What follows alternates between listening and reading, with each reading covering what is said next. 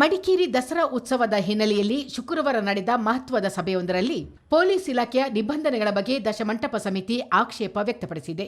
ಉತ್ಸವ ಸುಗಮವಾಗಿ ನಡೆಯಲೆಂದು ಸಮಿತಿ ರೂಪುರೇಷೆ ಸಿದ್ಧಪಡಿಸಿ ಸನ್ನದ್ಧವಾಗಿದ್ದು, ವಿಪರೀತ ನಿಬಂಧನೆಗಳನ್ನು ಹೇರಿದರೆ ಸಮಸ್ಯೆಯಾಗುತ್ತದೆ ಎಂದು ಸಮಿತಿಯ ಪ್ರಮುಖರು ಸಭೆಯಲ್ಲಿ ಹೇಳಿದರು. ಮತ್ತೊಂದೆಡೆ ಮಂಟಪದ ವಾಹನಗಳಿಗೆ ಆರ್ಟಿಒ ಅನುಮತಿ ಕಡ್ಡಾಯಗೊಳಿಸಿರುವುದನ್ನು ಸಮಿತಿ ತೀವ್ರವಾಗಿ ವಿರೋಧಿಸಿತು.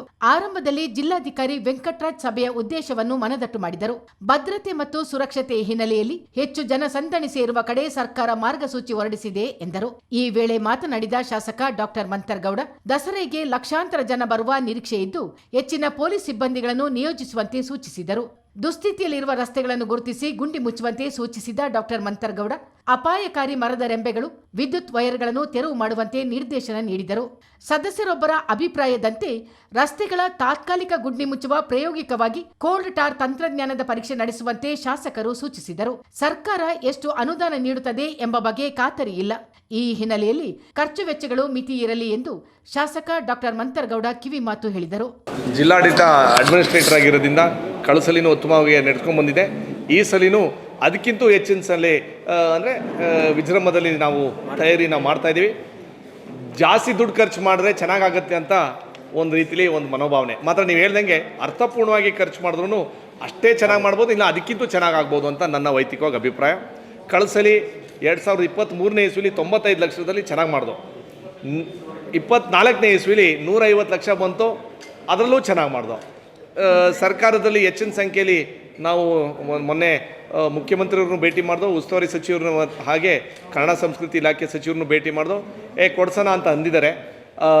ಸಮಸ್ಯೆ ಏನು ಅಂತಂದರೆ ಈ ಅನೌನ್ಸ್ಮೆಂಟ್ ಆಗೋದಕ್ಕೂ ಪ್ಲಸ್ ನಮಗೆ ಇಲ್ಲಿ ಬಜೆಟಿಂಗ್ ಮಾಡೋದಕ್ಕೂ ಒಂದು ಸ್ವಲ್ಪ ಅಂದರೆ ಟೈಮಿಂಗ್ಸ್ ಟ್ಯಾಲಿ ಆಯ್ತಲ್ಲ, ಆ ವಿಚಾರದಲ್ಲಿ ಹೆಚ್ಚಿನ ಸಂಖ್ಯೆಯಲ್ಲಿ ನನ್ನ ಕಮಿಟಿಯವ್ರ ಮುಖಾಂತರ ನಾವೆಲ್ಲನೂ ಹೋಗಿ ಸರ್ಕಾರಕ್ಕೆ ಭೇಟಿ ಮಾಡಿ ಸನ್ಮಾನ್ಯ ಮುಖ್ಯಮಂತ್ರಿಯವರು ಹೆಚ್ಚಿನ ಸಂಖ್ಯೆಯಲ್ಲಿ ನಮಗೆ ಪ್ರೀತಿ ತೋರಿಸ್ತಾರೆ ಅಂತ ನನ್ನ ವಿಶ್ವಾಸ ಇದೆ. ಕಳಿಸಲಿಕ್ಕಿಂತೂ ವಿಜೃಂಭಣೆಯಲ್ಲಿ ಮಾಡಬೇಕು ಅಂತ ನಾವೆಲ್ಲರಿಗೂ ತಯಾರಿ ನಮ್ಮ ಕಮಿಟಿಯವ್ರು ಮಾಡ್ತಾರೆ. ವಿಶೇಷವಾಗಿ ಸೇಫ್ಟಿ ಈಸ್ ಫಸ್ಟ್, ಯಾಕಂದರೆ ಕೆಲವು ಪ್ರಕಟಣೆಗಳು ನಡೆದವು. ದಶಮಂಟಪ ಶೋಭಾಯಾತ್ರೆಗೆ ಈಗಾಗಲೇ ರೂಪುರೇಷೆ ತಯಾರಿಸಲಾಗಿದ್ದು, ಯಾವುದೇ ಗೊಂದಲವಾಗದಂತೆ ಸಿದ್ಧತೆ ಮಾಡಿಕೊಂಡಿದ್ದೇವೆ. ಆದ್ದರಿಂದ ಅತಿಯಾದ ಒತ್ತಡ ಹೇರುವುದು ಬೇಡ ಎಂದು ದಶಮಂಟಪ ಸಮಿತಿ ಗೌರವ ಅಧ್ಯಕ್ಷ ಬಿಎಂ ರಾಜೇಶ್ ಪೊಲೀಸ್ ಇಲಾಖೆಯನ್ನು ಉದ್ದೇಶಿಸಿ ಹೇಳಿದರು. ಸೌಂಡ್ ಕಂಟ್ರೋಲ್ ಮಾಡುತ್ತೇವೆ, ಆದರೆ ಕಥಾ ಸಾರಾಂಶದ ವೇಳೆ ಅನಿವಾರ್ಯವಾಗಿ ಅಬ್ಬರಬೇಕು ಎಂದ ಅವರು, ಶೋಭಾಯಾತ್ರೆಯೆಂದು ಜನಸಂಚಾರಕ್ಕೆ ಏಕಮುಖ ಮಾರ್ಗ ಮಾಡುವ ಮೂಲಕ ಬದಲಾವಣೆ ತನ್ನಿ ಎಂದು ರಾಜೇಶ್ ಸಲಹೆ ನೀಡಿದರು. ಆದರೆ ಇದಕ್ಕೆ ಮೊದಲು 2 ಟ್ರ್ಯಾಕ್ಟರ್ 7 ಟ್ರ್ಯಾಕ್ಟರ್ ಇತ್ತು, ಕ್ರಿಯೇಟರ್ ಯೂಸ್ ಮಾಡ್ತೀವಿ. ನಾವು ಅದನ್ನೆಲ್ಲ ಮಿತವಾಗಿ ಬೆಳೆಸಿ ಇವತ್ತು ಈ ಮಟ್ಟಕ್ಕೆ ಬಂದಿದ್ದೀವಿ. 2 ಟ್ರ್ಯಾಕ್ಟರ್ ಬಂದಿದ್ದೀವಿ, 2 ಟ್ರೈಲರಿಗೆ ಬಂದಿದ್ದೀವಿ. ಆದ್ದರಿಂದ ಮುಂದಿನ ದಿನಗಳಲ್ಲಿ ತಾವೇನು ಷರತ್ತುಗಳನ್ನ ಹಾಕ್ತಿದ್ದೀರಾ, ಷರತ್ತುಗಳನ್ನ ತೊಗೊಳ್ತೀವಿ. ನೀವು ಕೊಡ್ತಿರೋದಂತಂದರೆ ನಮ್ಮ ಈ ಶೇಪರ್ ಶೈಲಿ ನಾವು ಮಾಡ್ತಾ ಇದ್ದೀವಿ, ಆ ಶೇಪರ್ ಶೈಲಿನ ನೀಟಾಗಿ ಪಾಲನೆ ಮಾಡ್ತೀವಿ.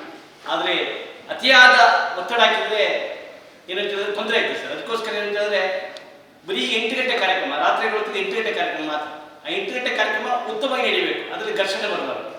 ಆದ್ದರಿಂದ ಕೊನೆಯ ಹಂತದಲ್ಲಿ ನಾವು ಯಾವುದೇ ತೀರ್ಮಾನ ಮಾಡೋಕ್ಕಿಲ್ಲ. ಈಗಾಗಲೇ ಸಮಯ ನಿಗದಿಯಾಗಿದೆ, ತೀರ್ಪುಗಾರ ಸಮಿತಿಯ ಮತ್ತು ತೀರ್ಪುಗಾರಿಗೆ ಯಾವ ಥರ ಆಗಬೇಕು ಆಯ್ತು ಸರ್. ಏಕೆಂತಂದರೆ 10 ಮಟ್ಟ ಇರುವಾಗ 3 ಮಟ್ಟ ಬಹುಮಾನ ಕೊಟ್ಟರೆ 7 ಮಟ್ಟದಲ್ಲಿ ಬೇಜಾರಾಗಿ ಆಯಿತು, ಅದು ಇರುವಂಥದ್ದು. ಆದರೆ ಅದನ್ನ ಯಾವ ರೀತಿ ನಿಭಾಯಿಸಬೇಕು ಅಂತ ಹೇಳಿದರೆ ದಶಮಂಟಪದವರು ಮತ್ತೆ ನಾವೆಲ್ಲ ಮಂಟಪದ ಕೂತು ತೀರ್ಮಾನ ಮಾಡಿದ್ವಿ. ಕಳೆದ ಬಾರಿ ಹಿಂದೆ ಬಾರಿ ತೊಂದರೆಗಳಾಗಿದೆ. ತೊಂದರೆ ಆಗದ ರೀತಿಯಲ್ಲಿ ಈ ಸರಿ ಯಾವ ಥರ ಮಾಡಬೇಕು ಅದನ್ನ ಮಾರ್ಪಾಡು ಮಾಡ್ಕೊಳ್ತೀವಿ. ತಪ್ಪುಗಳು ಆದ ಸಾಮಾನ್ಯ, ಮನಸ್ಸಾದ್ಮೇಲೆ ತಪ್ಪಾಗಿ ಆಯ್ತು ಸರ್. ಅದಕ್ಕೋಸ್ಕರ ಈ ಸರಿ ಹೇಳ್ತಿರೋದು ಅಂತ ಹೇಳಿದ್ರೆ ಪ್ರೆಸರ್ ಮೀಟ್ ಬಗ್ಗೆ ಹೇಳಿದ್ದೀವಿ. ಸೌಂಡ್ಸ್ ಬಗ್ಗೆ ಪ್ರೆಸರ್ ಮೀಟ್ನ ಯೂಸ್ ಮಾಡಬಾರ್ದು ಅಂತೇಳಿ ಆಲ್ರೆಡಿ ಮೀಟಿಂಗಲ್ಲಿ ತೀರ್ಮಾನ ಆಗಿದೆ. ಅದನ್ನ ಖಂಡಿತವಾಗಿ ಯೂಸ್ ಮಾಡೋಕ್ಕಿಲ್ಲ. ಕಳೆದ ಬಾರಿ ಇದಕ್ಕಿಂತ ಮೊದಲು 20 ಸ್ಪೀಕರ್ ಇತ್ತು, ಅದನ್ನು 6 ಮುಗಿಸಿದ್ದೀವಿ. ಅದಕ್ಕೆ ನೀವು ಅದನ್ನ ಸಾಮರ್ಥ್ಯ ಇಷ್ಟಪಡಬೇಕು. ಯಾಕೆಂದರೆ 6+6 ಈ ಮಟ್ಟ ಬಂದಮೇಲೆ ಇನ್ನೂ ಕಮ್ಮಿ ಮಾಡಿ ಅಂತ ಹೇಳಿದ್ರೆ ನಾವು ಕಥಾ ಸಾರಾಂಶಕ್ಕೆ 6 ತಿಂಗಳಿಂದ ಒದ್ದಾಡ್ತೀವಿ ಸರ್. ಒಂದು ಕಥಾ ಸಾರಾಂಶ ರೆಡಿ ಮಾಡಬೇಕು ಅಂತ ಹೇಳಿದ್ರೆ ಮೈಸೂರು ದಸರಾ ಮುಂದೆ ಏನಿಲ್ಲ. ಮೈಸೂರು ದಸರಾ ಏನು ಮಾಡ್ತಿದ್ದಾರೆ ಅದು ನಮ್ಮ ಮುಂದೆ ಏನಿಲ್ಲ ಸರ್. ಯಾಕೆ ಹೇಳಿದ್ರೆ ಬರೀ 2 ಟ್ರ್ಯಾಕ್ಟರ್ಲಿ ಒಂದು ಕಥೆನ ನಾವು ತೋರಿಸ್ತೀವಿ. ಲೆಕ್ಕದಲ್ಲಿ ನಾವು ಈ 300 ಜನ ಏನು ತಂಡ ಉಂಟು ಅದನ್ನೆಲ್ಲರೂ ಪ್ರಶಂಸೆ ಮಾಡಬೇಕು. 35 ಅಡಿ ರಸ್ತೆಯಲ್ಲಿ 25 ಅಡಿಗಳ ಮಂಟಪಗಳೇ ನಿಂತರೆ ಜನರು ಎಲ್ಲಿಗೆ ಹೋಗಬೇಕು ಎಂದು ಹೆಚ್ಚುವರಿ ಎಸ್ಪಿ ಬಾರಿಕೆ ದಿನೇಶ್ ಪ್ರಶ್ನಿಸಿದರು. ಗೊಂದಲ ಕಡಿಮೆಯಾಗಬೇಕಾದರೆ ಬಹುಮಾನ ನೀಡುವುದನ್ನು ರದ್ದು ಮಾಡಿ ಎಂದು ಸಲಹೆ ನೀಡಿದರು. 50 ವರ್ಷಗಳಿಂದ ನೋಡ್ತಾ ಇದ್ದೀವಿ. ಅತ್ಯಂತ ಸಣ್ಣ ಹಂತದಿಂದ ಪ್ರಾರಂಭವಾಗಿ ಅದ್ದೂರಿಯಾಗಿ ನಡೀತಾ ಇದೆ. ಆಶಿಸಿದಂತೆ ಇನ್ನೂ ಅದ್ದೂರಿಯಾಗಿ ಆಗುವಂಥದ್ದು ನಮ್ಗೆ ಬಹಳ ಖುಷಿ ಕೊಡುವಂಥದ್ದು. ಬಟ್ ಆದರೆ ನಮ್ಮ ಆ ಇನ್ಫ್ರಾಸ್ಟ್ರಕ್ಚರ್ ಅನ್ನು ಕೂಡ ನಾವು ಗಮನ ಹರಿಸಬೇಕು. ಈಗ ಉದಾಹರಣೆಗೆ ನಮ್ಮ ಮಡಿಕೇರಿ ನಗರ ಪೊಲೀಸ್ ಠಾಣೆ ಎದುರುಗಡೆ ಇರುವಂತಹ ರಸ್ತೆ ಅಗಲ ಎಷ್ಟಿದೆ? 32 ಅಡಿ ಅಗಲ ಇದೆ. ಅದೇ ರೀತಿ ನಗರಸಭೆ ಮುಂಭಾಗ ಇರುವಂತದ್ದು ಕೂಡ 32 ಅಡಿ. ಅದೇ ರೀತಿ ರಾಜಾಸೀಪುರದಿಂದ ಬರುವಂತದ್ದು 16 ಅಡಿ ಅಗಲ ಇದೆ. ಅದೇ ರೀತಿ ಬಾಟಾ ಶೋರೂಮ್ ಎದುರುಗಡೆ ಏನಿದೆ ಅಲ್ಲಿ 32 ಅಡಿ. ಅದೇ ರೀತಿ ನಮಗೆ ಉದಾಹರಣೆಗೆ ನೋಡೋದಾದ್ರೆ KSRTC ಬಸ್ ನಿಲ್ದಾಣದ ಮುಂಭಾಗ 23 ಅಡಿ ಇದೆ. ಈಗ ಅಲ್ಲಿ ನಾವು ಕೋಟೆ ಮರಿಯಮ್ಮ ನಾವು ಅದನ್ನ ಹೇಳೋದಾದ್ರೆ ಒಂದು ಉದಾಹರಣೆ ನೋಡಿ.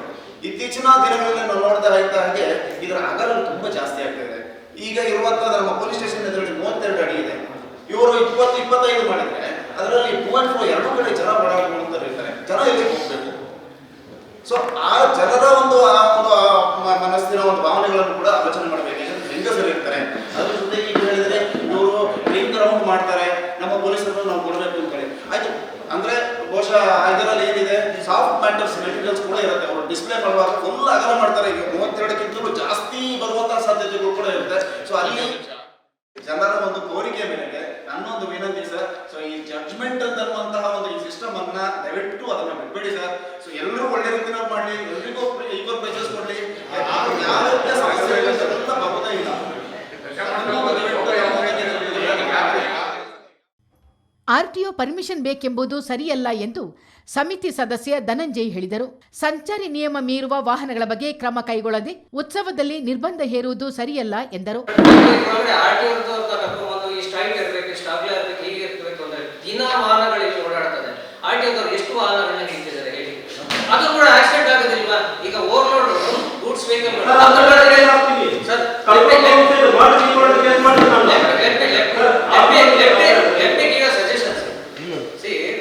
ಹತ್ತು ತಕ್ಕ ಗಾಡಿ ಇರೋದು 20 ಲೋಡ್ ಹಾಕೊಂಡು ನಮ್ಮ ಕಣ್ಣು ಮುಂದೆ ಎಲ್ಲರ ಮುಂದೆ ಓಡಾಡ್ತಾವೆ.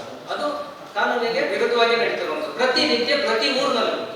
ಅಂಡ್ ಅಗೇನ್ ನಮ್ಮ ಕೊಡಗು ಜಿಲ್ಲೆಯಲ್ಲಿ ಇಂಥ ತಾರೀಕಿಂದ ಇಂಥ ತಾರೀಕಿನವರೆಗೆ ಟಿಂಬರ್ ಲೋಡ್ ಹೋಗಬಾರ್ದು ಇಂಥದ್ದು ಅಂತ ಕೂಡ ಮಾಡಿರ್ತೀವಿ ನಾವು.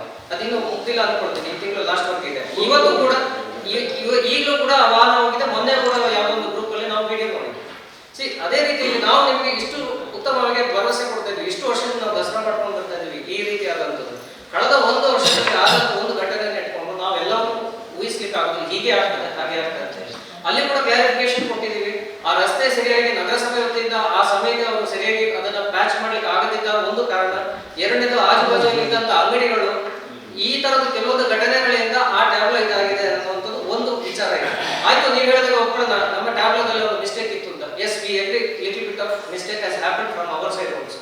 But it is not only that ಒಂದು ಮಂಟಪದಲ್ಲಿ HKP ಆಯ್ತು, ಮಂಟಪದೇ ತಪ್ಪು, ನಾವು ಮಾಡಿರೋ ಸ್ಟ್ರಕ್ಚರೇ ತಪ್ಪು ಅಂತ ಹೇಳೋದು ದಯವಿಟ್ಟು ನಾವು ಇದನ್ನ ಒಪ್ಕೊಳ್ಳೋಕೆ ಸಾಧ್ಯ ಇಲ್ಲ ಸರ್. ತಪ್ಪು and second one sir, we also know that as earlier we have told, our lives and the public life is also very much important. We avoid that. We assure you that nothing will happen. And ಈ ಸಲ ನಾವು ಅದನ್ನ ಇನ್ನಷ್ಟು ಎಚ್ಚರಿಕೆ ತಗೊಂಡಿದ್ದೀವಿ. ನೀವು ಹೇಗೆ concern ಇಟ್ಕೊಂಡಿದ್ದೀರಾ, ನಾವು ಕೂಡ ಅದಕ್ಕೆ 10 ಪಟ್ಟು ಕನ್ಸರ್ನ್ ಇಟ್ಕೊಂಡಿದ್ದೀವಿ. ರಾಜೇಶ್ ಅವರಿಗೆ ಆಗಲೇ ನಿಮಗೆ ಅದ್ರ ಬಗ್ಗೆ ವಿವರಣೆಯನ್ನು ಕೊಟ್ಟಿದ್ದಾರೆ. ನಾವು ಇಲ್ಲಿ ಕೇವಲ ಇಷ್ಟೊತ್ತಲ್ಲಿ ನಿಮ್ಮ ಹತ್ರ ಕೂತ್ಕೊಂಡು ಬರೀ ಚರ್ಚೆ ಮಾಡಿ ಹೋಗ್ಲಿಕ್ಕೆ ಬರಲಿಲ್ಲ sir. We want to implement, we want to make this Dasara much better.